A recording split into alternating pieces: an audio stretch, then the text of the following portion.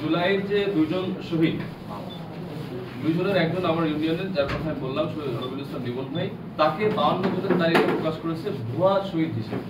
এর মধ্যে আমার এই ভাইয়ের নাম আছে। তো নড়াইলের দুইজন শহীদের একজন শহীদ হচ্ছে আমার ইউনিয়নের, তাকে আমরা চিনি। তিনি কেমন মানুষ ছিলেন, তিনি কেমন আচরণ করতেন সবার সাথে, তার চারিত্রিক বৈশিষ্ট্য কেমন ছিল, আমাদের পুরো এলাকার মানুষ আমরা জানি। তিনি ঢাকায় দীর্ঘ সময় কাটিয়েছেন তার জীবনের, তার প্রতিবেশীরা জানে তিনি কেমন ছিল। আপনার প্রথম আলোর বিষয়ে আমাদের তো অনেক কিন অবজারভেশন আছে। তারা স্বৈরাচারীর দাবিদারি করছে পুরো আওয়ামী শাসন আমল। ফ্যাসিজম কায়েম করতে গণমাধ্যমের অন্যতম ভূমিকায় যদি কাউকে আনতে হয়, সেটা প্রথম আলো। ঠিক। ডেইলি স্টার, আমরা ক্ষমতাকে টক্কর দিয়ে ফ্যাসিবাদকে পতন করেছি, আমরা ক্ষমতার সাথে আপোষ করিনি। এখন যারা এই সাংস্কৃতিক পর্যায়ে, যারা গণমাধ্যমকে ব্যবহার করে শেখ হাসিনাকে ফ্যাসিস্ট হতে সহযোগিতা করেছে, তারা যে প্রথম আলো, এই বিষয়কে আমরা কোনো সন্দেহ পোষণ করি না। আমরা জানি অভ্যুত্থান হয়ে গিয়েছে 5ই আগস্ট, স্বৈরাচার দেশ ছেড়ে পালিয়েছে, 2000 মাকে তার কোল খালি করে তার ক্ষমতা সে ধরে রাখতে চাইছে, কিন্তু যখন পারে নাই দেশ থেকে পালিয়ে সে দিল্লিতে আশ্রয় নিচ্ছে। তাদের যে তাবেদার দোসররা এখনো বাংলাদেশে ফ্যাসিবাদ চর্চা করছে, এটা তো এখনো দৃশ্যমান হচ্ছে। তারই একটা দৃশ্যমান ঘটনা ঘটলো গত 15ই সেপ্টেম্বর। আমার এলাকার শহীদ, আমার ইউনিয়নের শহীদ, আমার প্রতিবেশী রবিউল ইসলাম লিমন ভাই অমায়িক চরিত্রের মানুষ ছিলেন। তার লাইফে কোনো পলিটিক্যাল এঙ্গেজমেন্ট নাই, নন পলিটিক্যাল ফ্যামিলি। তার ফ্যামিলি কেউ রাজনীতি করে না, কোনো পদ পদবি তো দূরের কথা, রাজনীতি করে না। সেই মানুষকে কি বলছে আপনাদেরকে আমি পড়ে শোনাচ্ছি শুরু থেকে। গেল 15ই সেপ্টেম্বর 2025 প্রথম আলোতে প্রকাশিত জমির বিরোধে খুন, দুর্ঘটনায় মৃত্যু, তবু তারা জুলাই শহীদ শিরোনামের সংবাদে কয়েকজনকে ভুয়া জুলাই যোদ্ধা হিসেবে উল্লেখ করা হয়েছে।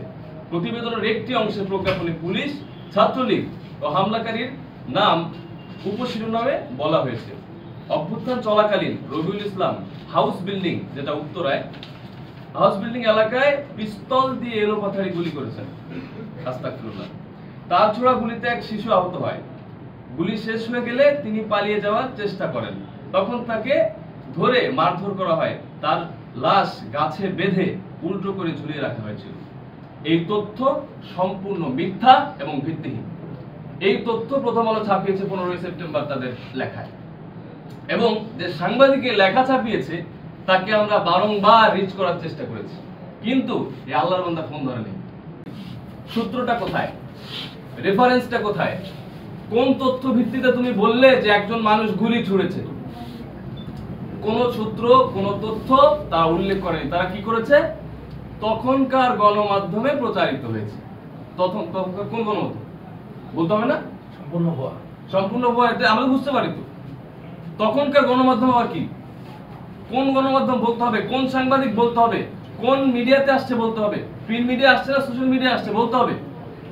এই ধরনের হাজার হাজার তথ্য এরা সংবাদ মাধ্যমে চালাচ্ছে, যেগুলো কোনো সূত্র নাই, রেফারেন্স নাই, কোনো আপনার এভিডেন্স বেস না। এরকম আরো 1000 লেখা আমি দেখাইতে পারবো, যেটা প্রথম আলো লেখে কোনো সূত্র ছাড়া। তারা মনে করে we are on the peak, আমরা সবার উপরে আছি, আমাদেরকে কেউ জবাবদিহিতার আমলে আনবে না। কিন্তু অবশ্যই জালিমের পরাজিত হতেই হবে। আপনাকে আমি দেখাচ্ছি, দেখেন এরা কিভাবে সোর্স ছাড়া আপনার নিউজ করতেছে, আর আমরা এখনো এটা সহ্য করতে হচ্ছে। হাজবেন্ড এভাবে মারা যায়, সে কতটা ট্রমাটাইজ থাকে সেটা আপনাদের একটু হইলেও বোঝার কথা, যদিও বা আমাদের মতো ফিল করতে পারবেন না আপনারা। আর আমি তখন 4 মাসের প্রেগনেন্ট ছিলাম।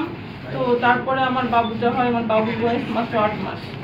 তো আমাদের তো দুজনের আসলে সংসার লাইফে অনেক স্বপ্ন ছিল বাবুকে নিয়ে। তো আমার বাবুটা তো মানে ওর বাবাকে কখনো দেখতে পারেনি। এই মানে কঠিন সত্যর মধ্যে দিয়েও আমার যাইতে হচ্ছে। তারপরও মানে এত এত অভিযোগ, এত এত ট্যাগ লাগিয়ে এত গুজব ছড়ানো হচ্ছে যে বর্তমানে তো প্রতিটা মানে মানুষ ভাইরাল হওয়ার নেশায় এত পরিমাণ গুজব ছড়ায়। আমি এগুলো অপবাদ থেকে দূর করার জন্য আমি সমস্ত ডকুমেন্টস তথ্য মন্ত্রণালয়কেও একটা পিডিএফ ফাইলও দিয়েছি, সাথে প্রিন্ট আউট করে দিয়েছি। এবং খুলনা থেকে যে ও যেহেতু খুলনা খালিশপুরে ওর আইডি কার্ডের ঠিকানা দেওয়া, ওইখানেই জন্ম বেড়ে ওঠা, যেহেতু ওর বাবা বিদ্যুতে খালিশপুর বিদ্যুৎ কেন্দ্রে থাকতেন, ওখানে জব করতেন। তো ওইখান থেকে তদন্ত কমিটি গঠন করা হয়, 3 বার আমার ভেরিফিকেশন করা হয়। তো সবাই সঠিক তথ্য জানে এবং সে অনুযায়ীও গেজেটভুক্ত হয়। তারপরেও কেন সংবাদপত্র মাধ্যমে এরকম গুজব ছড়ানো হলো? এখানে কয়েকটা ফেসবুক পেজে এই ধরনের গুজব রটিয়েছিল তখন, যা কোনো ভিত্তিহীন প্রমাণ ছাড়া। যদি কেউ প্রমাণ দিতে পারে যে রবিউল ইসলাম লিমন আন্দোলনের সাথে জড়িত ছিল না, বা সে কোনো ভুয়া সাংবাদিক, বা তাকে যে ট্যাগগুলো দেওয়া হয়েছে সেগুলো যদি সত্য হয়, তাহলে শহীদ লিস্ট থেকে বাদ দিয়ে দিক, বা যে কোনো তথ্য প্রমাণ করতে পারলে আমরা যে কোনো সাজা নিতে রাজি। কিন্তু এই তথ্য যদি প্রমাণ করতে না পারে, তো তারা যে মানে ভুয়া তথ্য ছড়িয়েছে, কোনো সোর্স ছাড়া, কোনো আমাদের সাথে কোনো মত বিনিময় ছাড়া, কোনো সাক্ষাৎকার ছাড়াই তারা যে এই গুজবটা ছড়িয়েছে, এর জন্য তাদেরকে ক্ষমা চেতে হবে এবং সে এইটা নিউজটা পাবলিশ করবে, পুনরায় ক্ষমা চেয়ে এবং সঠিক তথ্য প্রচার করবে।